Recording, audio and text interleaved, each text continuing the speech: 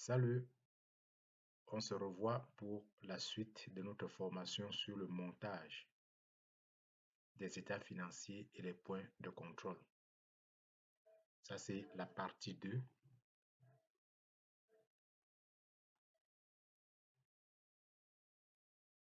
Comme je disais, nous sommes à la suite de notre formation sur le montage des états financiers et les points de contrôle.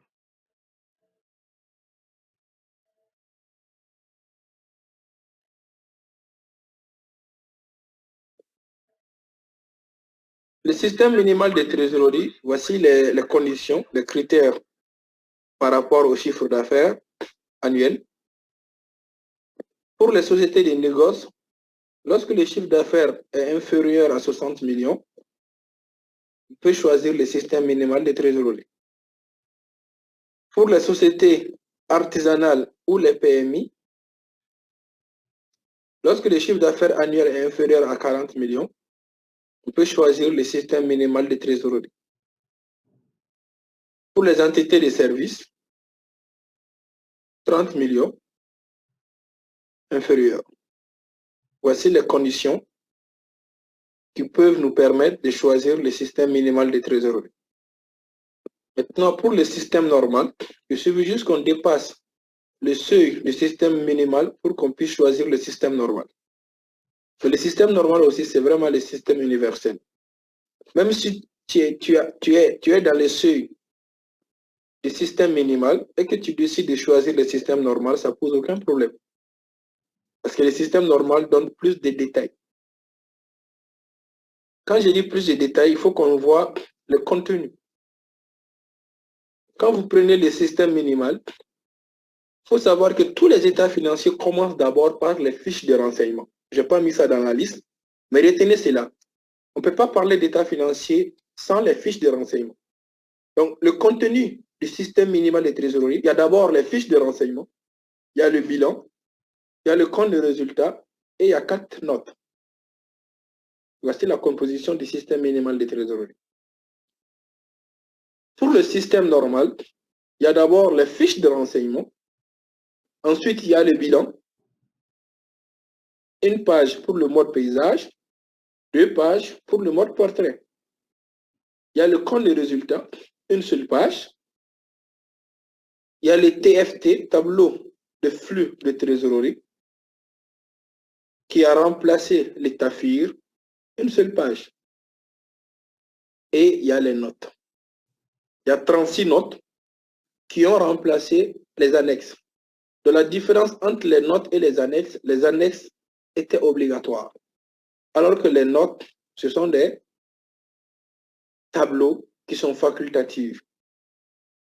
Et ces tableaux-là font l'objet d'une fiche. Je pense que ça doit être R4. La fiche R4 dans les états financiers, c'est la liste des 36 notes. Et dès le départ, tu dois dire quelles sont les notes qui sont applicables chez toi, donc qui vont être imprimées, et quelles sont les notes qui ne sont pas applicables, qui ne feront pas partie des états financiers. Donc voici les deux systèmes. Nous avons vu les critères de choix et nous avons vu le contenu. Maintenant, pour le système normal, il y a d'abord le bilan. Le bilan va nous permettre d'avoir la situation patrimoniale à une date donnée. Après, il y a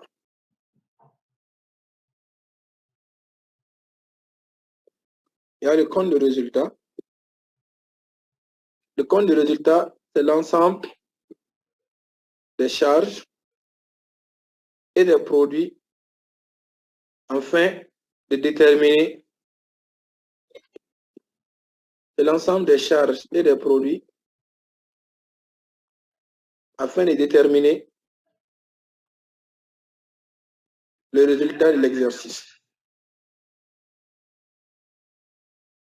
Le troisième document, c'est le tableau de flux de trésorerie. Je pense que c'est le tableau qui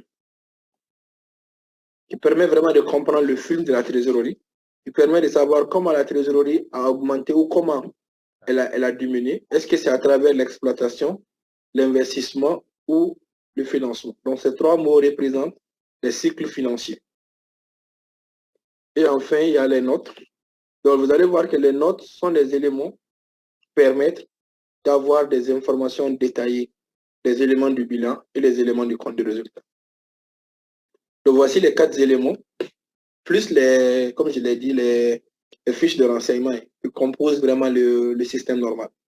Fiche de renseignement, le bilan, le compte de résultat, le TFT et les notes. Maintenant, on va voir comment on monte les états financiers. Il y a 2 méthodes. Il y a la méthode manuelle qui est de plus en plus, on va dire, démodée, qui n'est plus à la mode. Parce que actuellement, nous avons vraiment des liasses qui automatisent tout le process. Mais quand même, ça sera bien que vous compreniez comment on faisait avec la méthode manuelle. La méthode manuelle, d'abord, il faut savoir qu'on avait besoin des 4 documents nécessaires. On avait besoin de la balance définitive. Comment savoir que j'ai une balance définitive? Le compte 585 forcément est soldé. Le compte 637 est transféré dans le compte 667. Déjà, la balance contient les amortissements, voilà, les écritures de régularisation, les provisions. Et enfin, il contient le compte 891, l'impôt sur les sociétés. Donc, si j'ai la balance définitive, le deuxième document, c'est l'alias. Et comme je l'ai dit, l'alias, c'est le classeur Excel qui permet de monter les états financiers.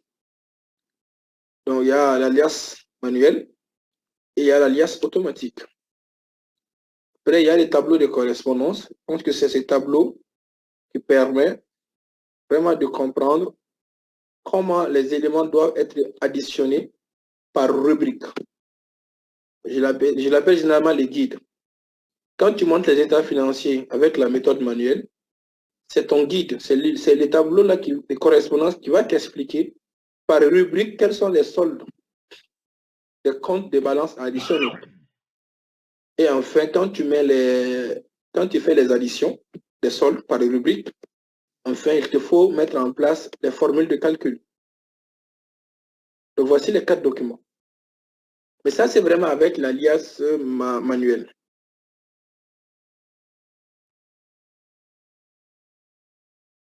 Maintenant, comment monter les états financiers? Vous allez voir, voici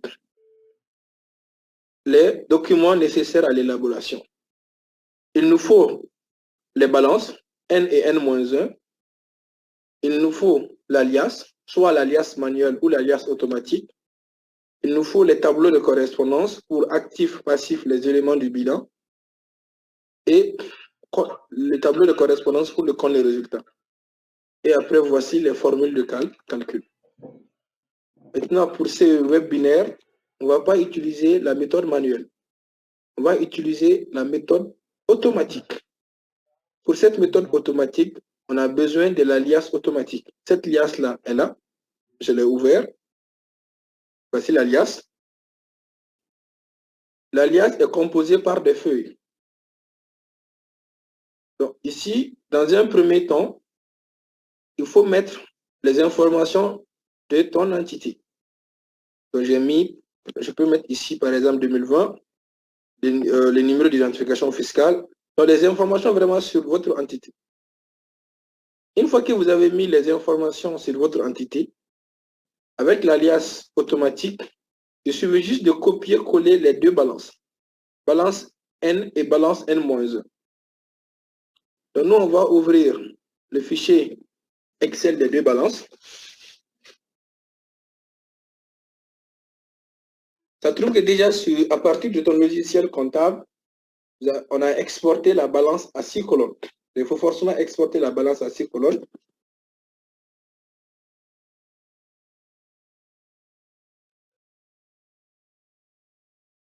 voici la balance. Ça, c'est la balance 2020, ça c'est N. 2019, ça c'est N-1. Donc, ça c'est la balance à 6 colonnes. Je vais copier la balance sans les en-têtes.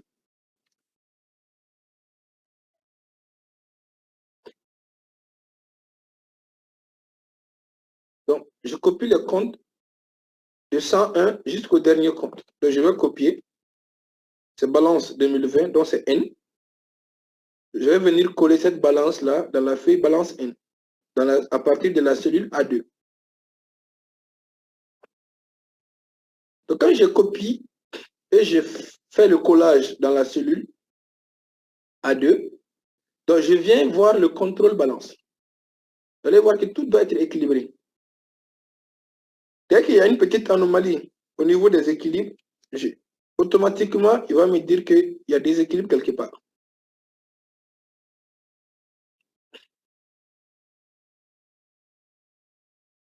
Après, je fais exactement la même chose pour N-1.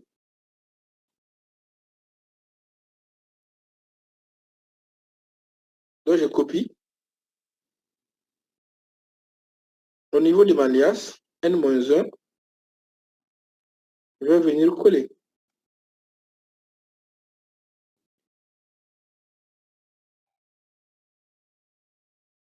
Donc, je vérifie encore le contrôle balance, tout est équilibré, et c'est fini. Et vous allez voir, tous les états financiers sont montés automatiquement. Bilan. OK. Voici le bilan. C'est automatique.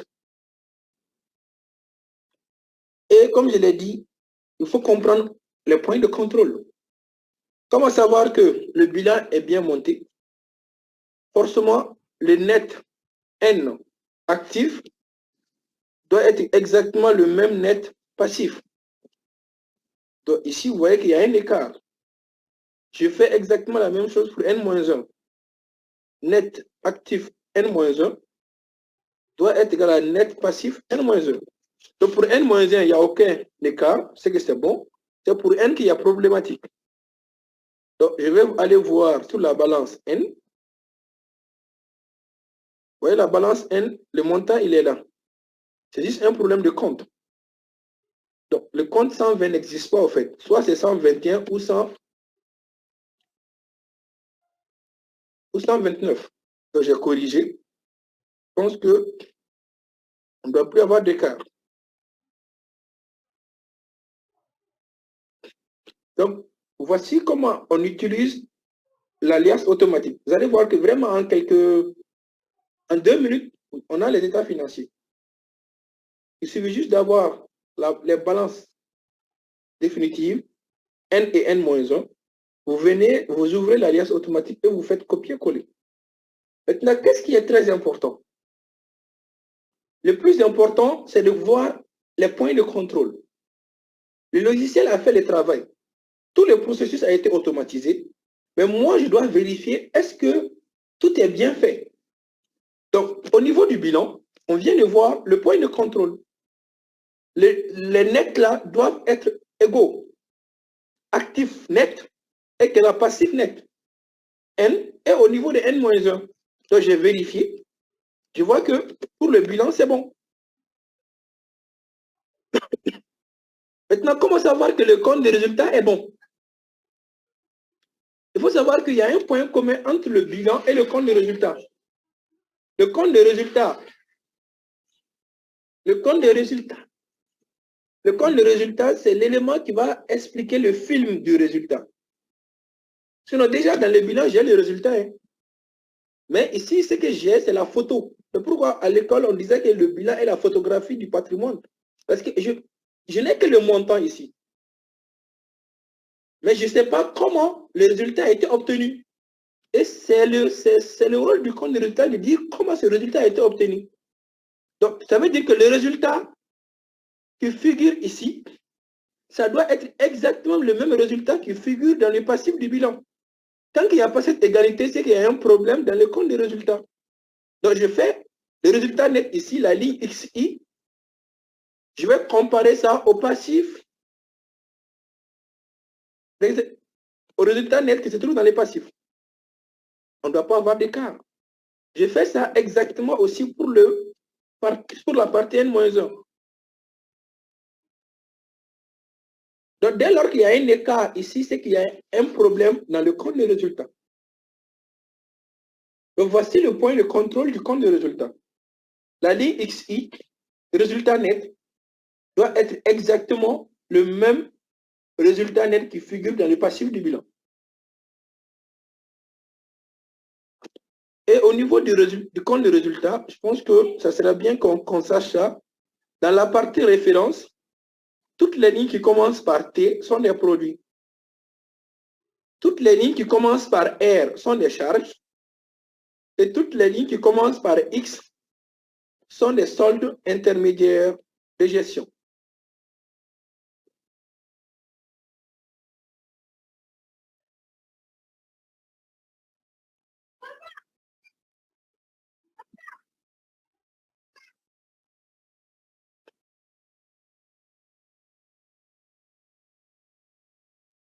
Maintenant, les TFT,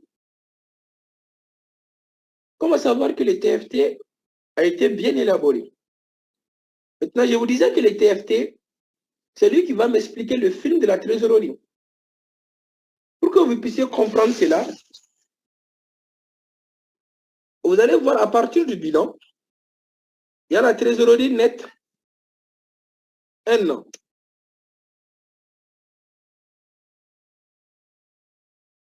Net N. Je peux calculer ça.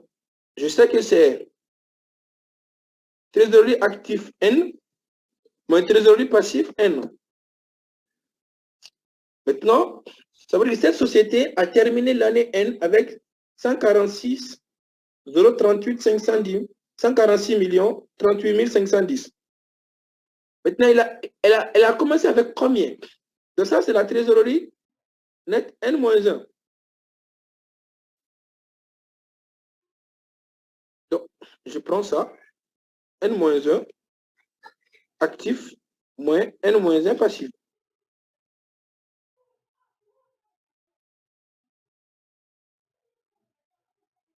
Maintenant, je peux calculer la variation.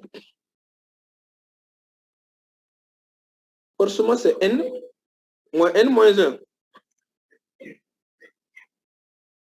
Ça veut dire que cette société, entre N et N-1, la trésorerie a diminué de 122 millions.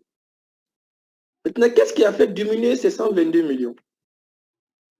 Vous allez voir que la ligne ZG, qui est la variation de la trésorerie de la période, ça doit donner exactement le même montant qui est là.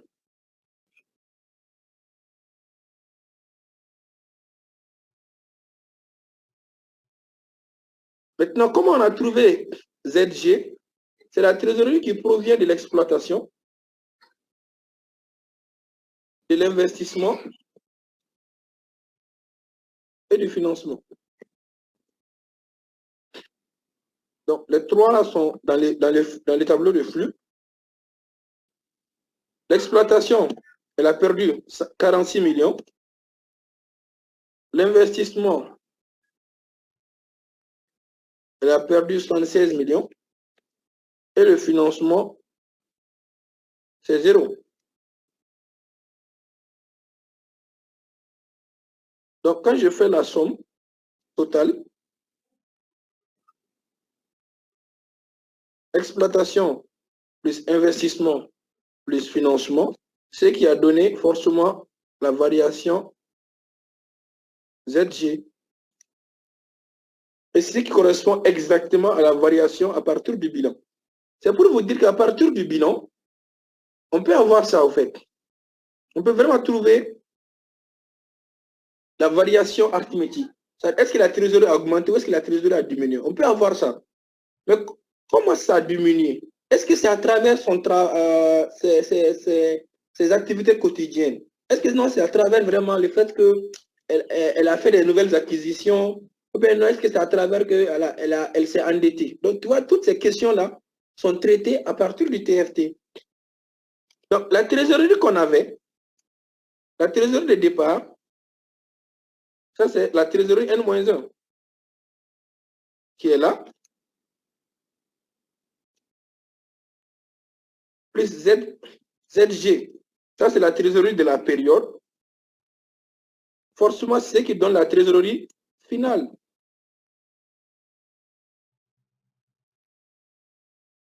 Donc, ce que j'ai au départ, plus ce que j'ai eu pendant la période, ça me donne la trésorerie finale. Donc, ce que j'ai au départ, c'est ce qui est appelé G. Mais, attendez, ça doit être... Non, c'est A. OK. Trésorerie de départ, c'est A. ZG, ça c'est la lettre G. Et la trésorerie finale,